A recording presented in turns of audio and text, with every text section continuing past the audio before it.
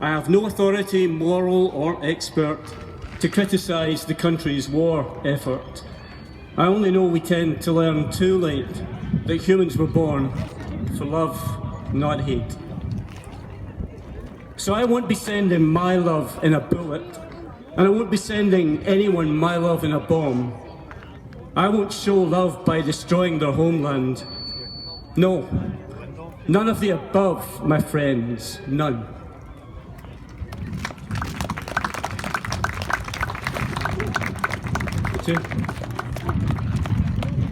And now to finish, what better than the end of the world? This is called the Apocalyptic DJ.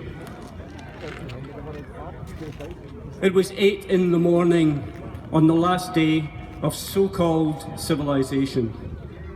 The pre-recorded news didn't run the story. Listeners had been warned that on Armageddon Day, unmanned radio stations would continuously autoplay classical music and a secular stroke spiritual message designed to not cause offence in any way. But alone in the studio, no one to go home to, the morning DJ of 109 Soothe Radio just wanted to stay. The last hours of his earthly time on Soothe Radio 109, he opened a live phone-in, no one there to stop him. Lonely cranks and bigots called, blaming anyone but themselves for ending the world. And he responded in a forceful and meaningful way with words Soothe wouldn't have wanted him to say. Then with manic ecstasy, he dumped the station's radio playlist of overpaid celebrity.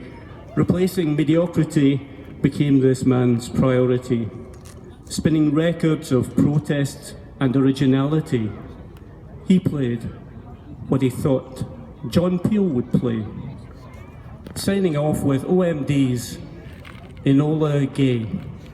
It shouldn't ever have to end this way.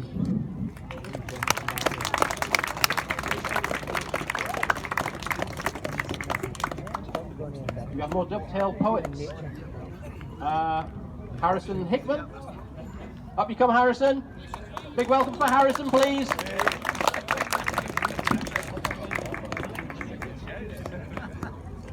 This is a poem within a novel. All the things you never think you'll do in life, and one of them is reading a poem within a novel in the middle of Glasgow Green. So this poem is called Set in Stone, which is what this book's named after, and it's one of the main characters is an artist, and he's for some reason getting his students to draw to sketch a copy of this poem. So and he reads out the poem to them. Remembering is sometimes difficult. We can't always believe the past. We prefer to forget and cast memories aside. We don't want them to be set in stone. Instead, we burn them. We're living our lives in the bliss of ignorance, forgetting, abandoning, dying.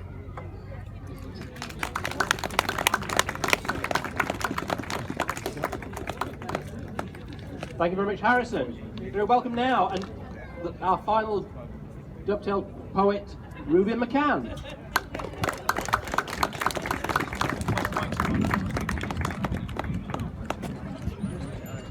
Hello. Right, so this is my epic rant on walls. Man-made vertical structures made of stone or brick, a control stick for dividing surrounding, sanctioned by a body politic. I'm confounded, astounded, so let me here relate things. In this world of walls we live in, it's a matter of personal vexation why his wall gets under my skin. Because restrictive barriers that wall off, enclose and bound, renouncing common ground, purely to contain and encircle with a patriarchal girdle, an underlying spine to confine and realign geographic lines. His wall is a straight rattling serpentine, hissing through bloodlines, venomously ravaging spiritual and cultural practices. And what of sacred lifelines, honoured over lifetimes, under governmental guidelines with instructions to undermine, to hem in and close off, shut down, penetrate and separate, when I would rather venerate, commemorate, elevate and celebrate native tribal cultures. Respecting hallowed ground and tribal spiritual practices by leaving open passages I see as advantages, because we already know the averages, statistics and actual damages. To those we treat as like savages. We become vultures, rupturing and puncturing. We attempt to deculture. We try to restructure what we consider subcultures. We are vulgar and we indulge, insult and repulse on impulse. Like thunderbolts, we somersault backwards, ignoring our own faults. It might be walled-in spaces, wrapping all around us, garden walls, large and small, houses for families or tenement walls, so thin we say they have ears, you can hear just about every word our neighbours say. And if walls could speak, urban catastrophes, elaborate brutalesque gravity, skyscrapers housing whole communities, living in cavities of depravity, cultivating human casualties, or school walls that institutionalise, force-feeding half-truths, filling our youth, we pass our A+, head home on a bus to normalise, futures in offices or cubicles, partitions or booths, boxing us in like coffins or urns, crammed into walls with roofs. The thorn in our sides is undoing all those truths. Then there's prison walls, dejecting attitude, multitudes in solitary settings, architecturally, intentionally, definitely senselessly, irresponsible, and as least uninviting as possible. Everything we see is a wall, our last breath, the wall separating life and death, and sometimes what we read. Melville's Bartleby, the scrivener, and his walls within walls within walls on Wall Street. And then there's a wall the leader of the Western world envisions, while he unravels and unfurls, gnarling his own knot, insatiable and enabling, suppressing First Nations, craving and cradling his own fatal tales. He's unable and incapable of building bridges. He binges, his niche is riches, and he twitches like an addict on profits that hinge from those living on the fringes. His planning is grand, he's on a gravy train for financial gain. His wall is inhumane, severing access to rivers and songs. Native tribes sing, meandering anchors to send messages, teeming downstream, awaiting answers that sustains them like veins to Mother Earth.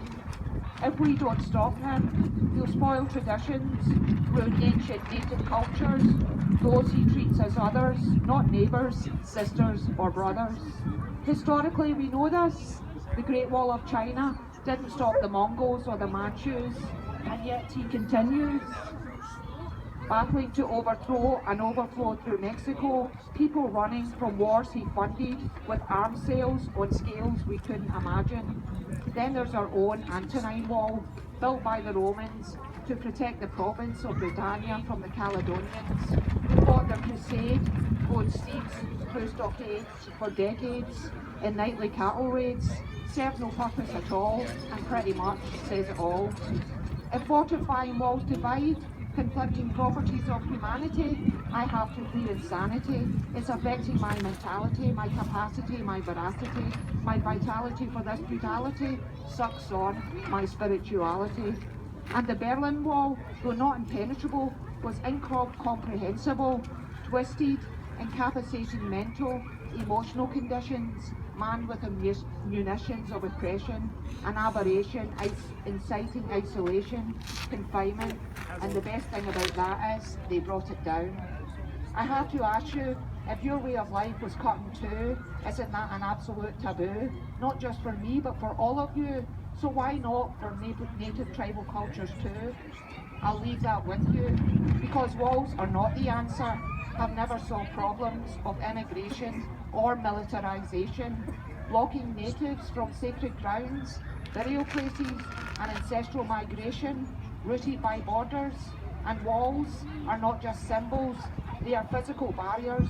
And please don't get me started on how his border wall threatens 93 endangered and threatened species. I'm being blunt and confronting, and I personally cannot support this wall of silence. I actively choose defiance by choosing an alliance with native tribes straddling the border and their way of life.